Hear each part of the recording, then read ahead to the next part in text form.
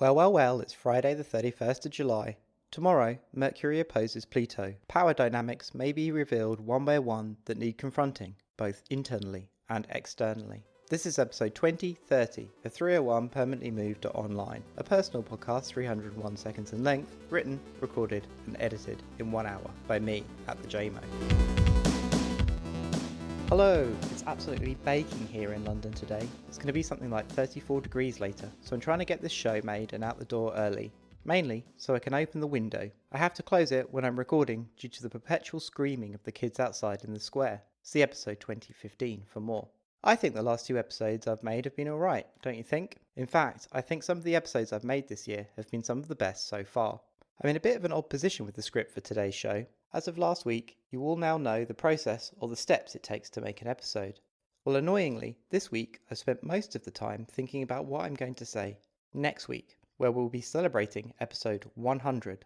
Not to spoil anything, but I'll be making a sprint review like I did for episode 50, digging in and reflecting, which should be interesting for me, anyway. Annoyingly, being preoccupied with next week has left me without much of an idea for this week's show. And even now, as I'm making this, my brain is itching to move back to the commission writing that I've been on a deadline for. I also have a short audio piece for a webzine to record, but I'm going to make that the weekend when it's not so melting hot. How's this episode sounding, by the way? Eve bought me a fancy new studio boom mic arm for my birthday, and I'm standing up to record this. It's my first time standing for an episode since about 2018. Back then I had a cheap Amazon Basics mic arm that literally fell apart under its own weight and shoddy construction, so it feels different and yet familiar to be recording like this. I'll note that the input volume levels are set considerably lower than usual, which isn't surprising as I can literally feel how much more open my diaphragm is, so I must be speaking much louder. As I said in my blog at the weekend, I've been using this week to review my New Year's and mid-year plans from old notebooks and set up a new list of priorities for the remainder of 2020. As medium-term goals from 2018 had now become short-term goals. I'm pleased to say that I've also done all of the items on the list that I mentioned in episode 2018. I might talk a bit more about it next week, why part 2 of my 411 episode, This Is It, is indefinitely on hold. I have a lot of materials for Visionary Mode recorded, and I was hoping to have at least several episodes out by now, but c'est la vie. My list reviewing has also gone right back through notebooks for the best part of a decade. A few old items have been pulled out, dusted off. Being a musician at heart, I've always had ideas for audio projects. But now at 35, I think I'm finally old enough and ugly enough to think about attempting some of them. In other news, the up and right arrow keys on my 2015 MacBook Pro have given up the ghost and stopped working completely. As someone who works in spreadsheets, produces a lot of text, and whose main musical creation tool is the tracker Renoise, I cannot even begin to explain to you how annoying this is.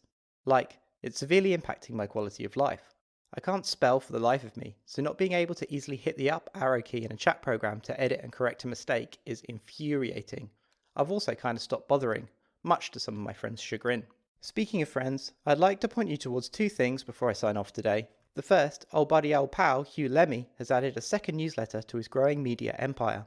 You can and should support his writing with a subscription to his weekly newsletter Utopian Drivel, which can be found at hugh.substack.com. But this week, he's just started Tossed Salad and Scrambled Eggs, a newsletter about the sitcom Frasier, delivered to your inbox one episode at a time.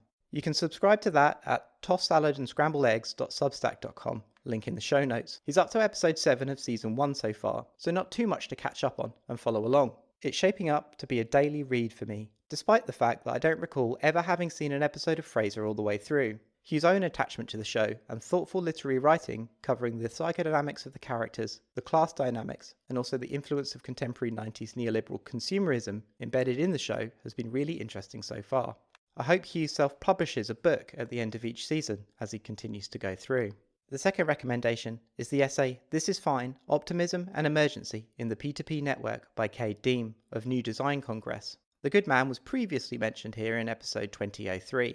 One of the killer lines in the piece is the following: the resilience of centralized networks and the political organization of their owners remains significantly underestimated by protocol activists. At the same time, the decentralized networks and the communities they serve have never been more vulnerable. The peer-to-peer community is dangerously unprepared for a crisis-fueled future that has very suddenly arrived at their door.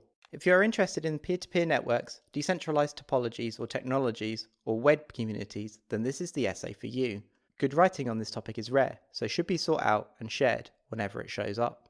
It's already stiflingly hot here, standing mere inches away from a blanket, so I'll speak to you next week.